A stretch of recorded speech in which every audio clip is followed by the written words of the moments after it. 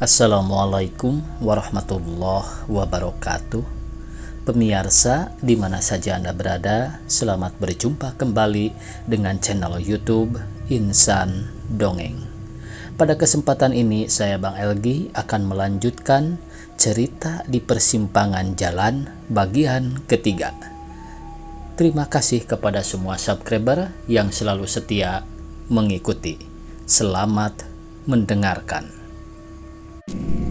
Kecuali Salman, sang istri dan kedua anak gadisnya menyetujui usulnya. Salman keberatan karena waktu dia berangkat kemari tadi tidak memberitahukan kepada pembantu rumah tangganya bahwa dia akan menginap. Tapi akhirnya dia menyetujui ajakan bekas perwira itu, juga karena Pijri nampaknya kurang senang kalau dia balik ke kota sore ini. Dalam pelukan hawa laut yang nyaman, mereka menikmati teh dan makanan kecil yang dihidangkan oleh Yulia dan Pijri. Mereka duduk di anjungan barat, persis di tempat laki-laki asing itu kemarin duduk. Kecuali Salman yang memang belum tahu. Mereka kelihatan tidak teringat lagi pada peristiwa kemarin. Sejak tadi tak seorang pun yang menyinggung persoalan itu. Wajah bekas Komodor Amran Sudewo nampak cerah sekali sore ini, kesan yang diperoleh. Dia sangat bahagia berkumpul bersama keluarganya. Apalagi ada Salman, anak muda ini selalu saja menyenangkan seluruh keluarga. Ada dugaan dia belum tahu bahwa antara Salman dan Pijri telah terjalin hubungan istimewa. Begitu pula istrinya. Dia pun belum dapat mengambil kesimpulan apakah hubungan ketiga anak muda itu punya gejala-gejala lain. Misalnya akan meningkat menjadi hubungan percintaan antara Salman dan Pijri atau antara Salman dan Yulia. Tapi sebagai seorang ibu, kepergian Salman dan Pijri tadi menjelang makan siang sedikit menggoncangkan hatinya. Hatinya mengaji, belum pernah selama ini Salman dan Pijri bepergian berdua. Mereka selalu bertiga dalam menikmati keindahan alam, kegairahan menonton bioskop, menikmati kelezatan makanan di restoran dan sebagainya. Tapi bagaimana bila antara Pijri dan Salman telah saling jatuh cinta? Suatu pertanyaan yang sukar dijawabnya, sebab kalau benar hatinya akan hancur. Dia menginginkan Yulia lah yang memperoleh jodoh lebih dulu karena dia yang tertua. Lalu bagaimana dengan bekas perwira itu kalau dia tahu bahwa antara Salman dan Pijri telah saling mencintai? Apakah sikapnya wajar saja? Misalnya, menganggap hal itu bukan sesuatu yang luar biasa. Karena itu tidak perlu dihalangi. Dia sebagai orang tua memahaminya dengan penuh kebijaksanaan. Memahami bahwa apa yang terjadi antara Salman dan Pijri adalah suatu kodrat yang tidak bisa dielakkan. Mereka sebagai orang muda yang tumbuh secara normal akan menemukan kesepakatan dalam menjalin cinta kasih, kemudian membangun rumah tangga, lalu membuahkan keturunan. Tapi bagaimana bila sikapnya sebaliknya? Dia tidak setuju karena hubungannya dengan Salman selama ini adalah hubungan majikan dan buruh, lain tidak. Hubungan yang terlalu lugas. Kalau Salman berprestasi baik dalam melakukan tugasnya, prestasi itulah yang dinilai. Malam sangat indah. Tiba-tiba bekas perwira itu memecah kesunyian. Mendengar ucapan itu tanpa sadar, mereka sama-sama menengadahkan kepala ke langit, menyaksikan bintang-bintang yang bertebaran memenuhi petala langit. Berkelip-kelip seakan mengisyaratkan bahwa kejauhan bintang-bintang itu tak mungkin terjangkau oleh kesanggupan tangan manusia. Langit belum pernah secerah malam ini. Yulia akan membenarkan ucapan ayahnya. Laut seperti tidur, kata bekas perwira itu. Dan ayah sebagai pelaut tentu sangat senang, kata Yulia lagi.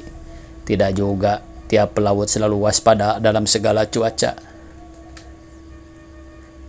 Dan pengalaman Bapak sebagai pelaut belum pernah diceritakan kepada kami. Tiba-tiba Salman menengahi pembicaraan itu. Memang belum pernah, kata Pijri membenarkan. Tidak ada yang istimewa, kata bekas perwira itu dengan rendah hati. Tapi di antaranya tentu ada yang paling mengesankan, kata Salman. Tentu kami sangat senang mendengarnya, Pak, terutama saya, kata Salman. Kami juga selama ini Bapak tak pernah menceritakannya. Kami juga, Yulia dan Fijri hampir serentak. Selama ini Bapak tak pernah menceritakannya, Yulia melanjutkan. Aku akui, kalau tidak ditanya Salman, tentu tidak pernah disinggung. Yulia seperti merajuk. Aku kira kalian tidak senang mendengar cerita petualangan seorang pelaut. Karena kami perempuan, sekarang Fijri yang merayuk. Tidak juga. Habis? Ya, karena belum ada kesempatan dan waktu yang senggang untuk bersantai seperti sekarang tak pernah ada. Kalian kan tahu sendiri kesibukan Bapak. Sesudah pensiun, seluruh waktu disita oleh kesibukan dagang-mendagang itu. Salman sendiri tahu. Benar, Pak. Tapi kesempatan itu sekarang telah tersedia, kata Salman lagi kepada Komodor. Tadi sudah saya katakan tidak ada yang istimewa. Kalian tahu menjadi seorang militer bukan pekerjaan yang enak. Apalagi waktu zaman revolusi fisik dulu. Waktu itu kita tidak punya apa-apa. Senjata-senjata bekas kepunyaan Jepang tidak seluruhnya dapat dikuasai.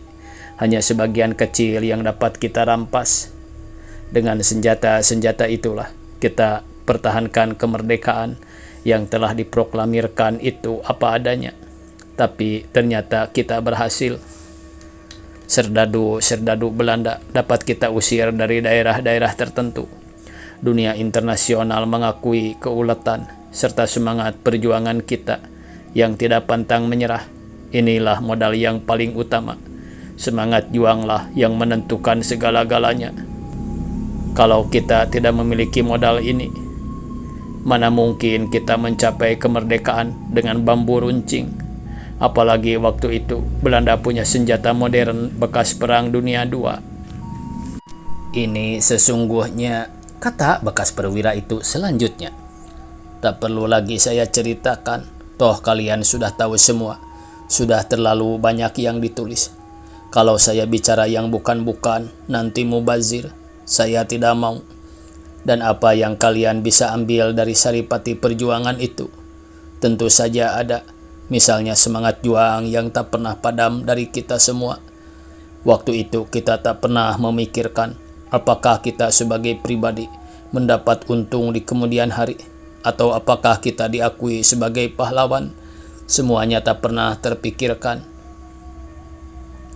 Yang penting waktu itu berjuang mengusir Belanda. Mereka harus pergi dari negeri ini, apapun yang akan terjadi. Dan kalian dapat membayangkan apakah kami sebagai angkatan laut mempunyai kapal waktu itu. Coba bayangkan, lucu bukan? Angkatan laut tidak punya kapal, tapi ini kenyataan. Barangkali inilah yang dinamakan romantikanya revolusi, seperti dikatakan orang kemudian. Revolusi penuh dengan kejadian-kejadian di luar jangkauan pikiran rasional. Dalam revolusi, orang bertindak bukan karena akal, tapi karena pengabdian. Contohnya revolusi kemerdekaan kita. Bukankah pengabdian telah mengantarkan revolusi ini ke kemenangan? Yang saya katakan ini bukan suatu yang dicari-cari, kata bekas perwira angkatan laut itu lagi. Tapi demikianlah keadaan yang sesungguhnya waktu itu. Ya, karena saya sendiri ikut juga sedikit merasakan gejolaknya revolusi itu. Tidak, saya tidak menyombongkan diri. Tapi karena kalian telah memintanya supaya saya suka menceritakan pengalaman di zaman revolusi fisik. Tapi telah saya katakan tidak ada yang istimewa, itu benar. Cuma saja ada sedikit pengalaman yang tak dapat saya lupakan seumur hidup. Waktu itu perang kolonial Belanda kedua. Kami dengan beberapa orang kawan, kira-kira 1 regu banyaknya, ditugaskan untuk mengawasi salah satu pantai di daerah Cirebon. Bertindak sebagai komandan regu saya sendiri. Demikianlah kami awasi pantai itu. Kesimpulan kami, dalam waktu dekat tidak akan terjadi kontak senjata dengan Belanda. Tanda-tanda tidak ada. Belanda tidak pernah lagi melakukan patroli di daerah itu. Tapi dugaan itu meleset sama sekali. Tanpa diduga, tanggal 19 Desember 1948 pagi, Belanda mengadakan serangan secara membabi buta dari segala penjuru, dari darat, laut, dan udara.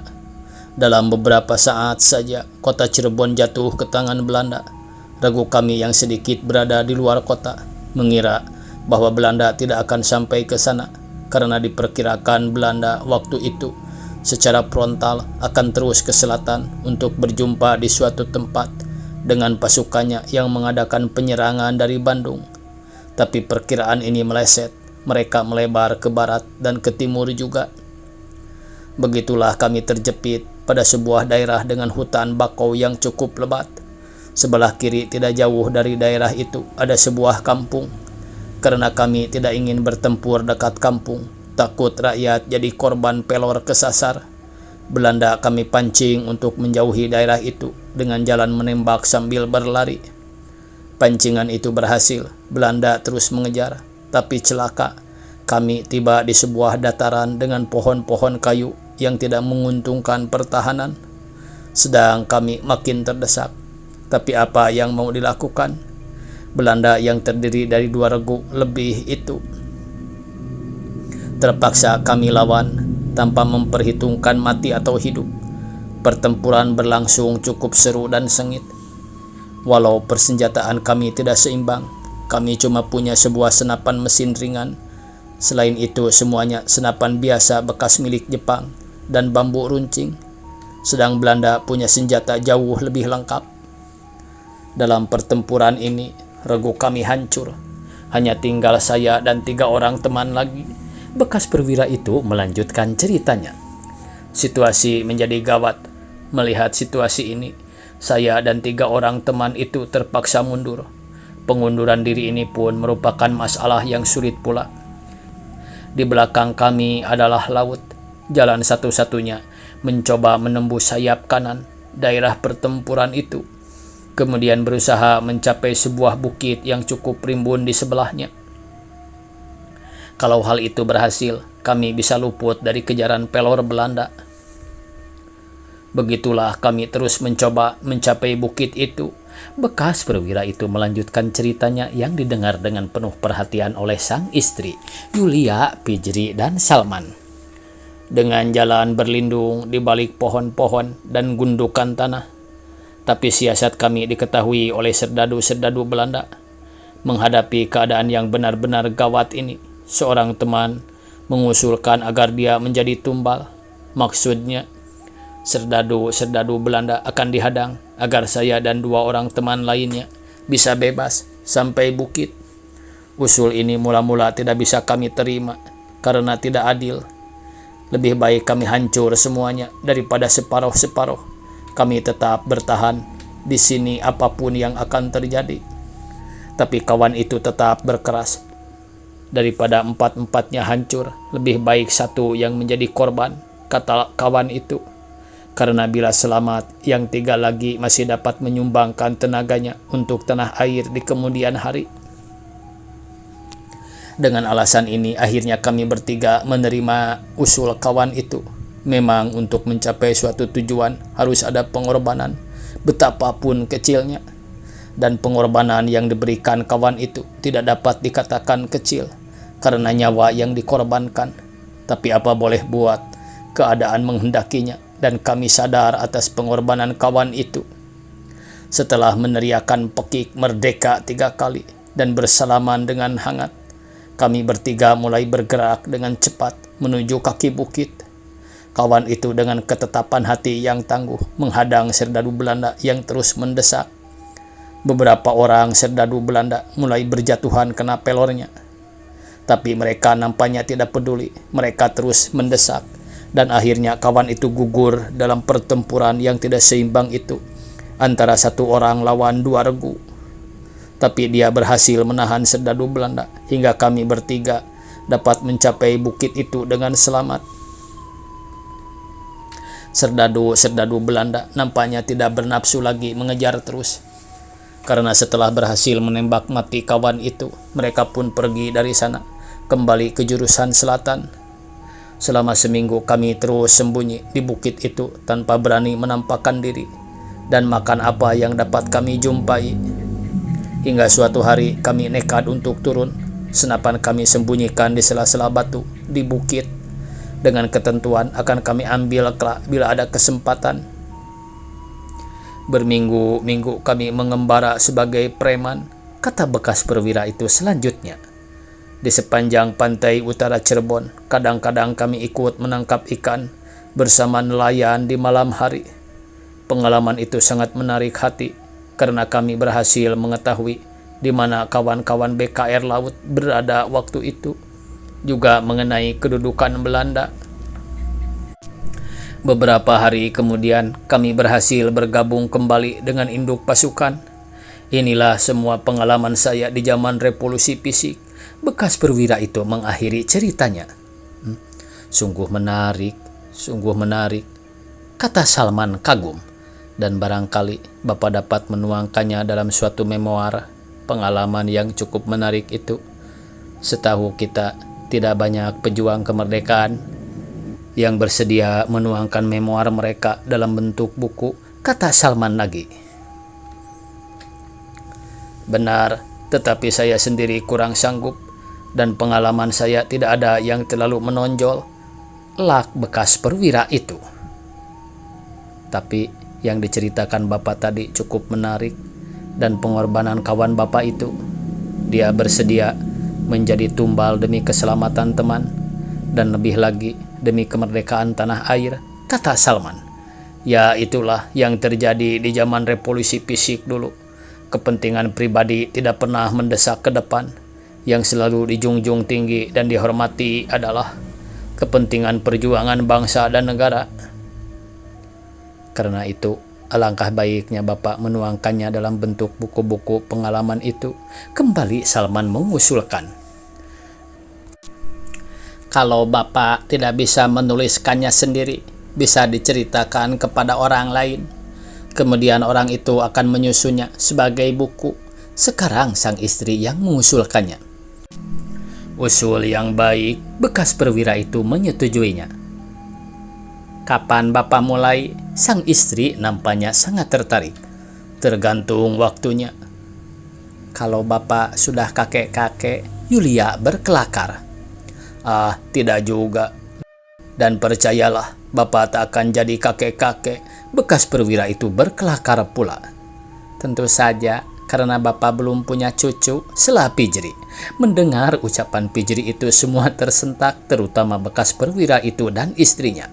Pada umur 50 tahun lebih ini seharusnya dia sudah menimbang cucu, tapi apa yang hendak dikata, dia kawin sangat terlambat. Setelah perjuangan kemerdekaan selesai, barulah dia kawin. Kedua anak gadisnya meskipun dalam usia perkawinan, seorang pun belum lagi berumah tangga. Biarpun sudah punya cucu, Bapak tidak akan menjadi kakek-kakek. Bekas perwira itu tetap berkelakar. Salman melewati malam di villa itu dengan pikiran tidak menentu hingga sukar sekali tidur. Dia tidak berpikir bagaimana caranya menggerayangi kamar Yulia dan Pijri untuk melampiaskan nafsu kelaki-lakiannya. Tapi ada suatu masalah yang tidak pernah diceritakannya kepada keluarga bekas perwira itu, yaitu tentang latar belakang kehidupan keluarganya, terutama ayahnya selama perkenalannya dengan bekas Komodor Amran Sudewo hingga akhirnya dianggap sebagai keluarga sendiri. Dan kini antaranya dengan Pijri saling jatuh cinta. Tak sekali juga diceritakannya. Dan anehnya keluarga itu pun tidak pernah menanyakannya.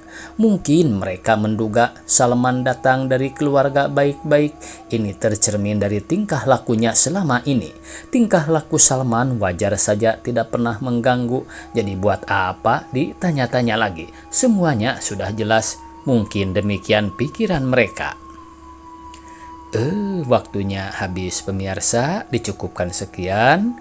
Billahi taufiq wal hidayah. Wassalamualaikum warahmatullahi wabarakatuh.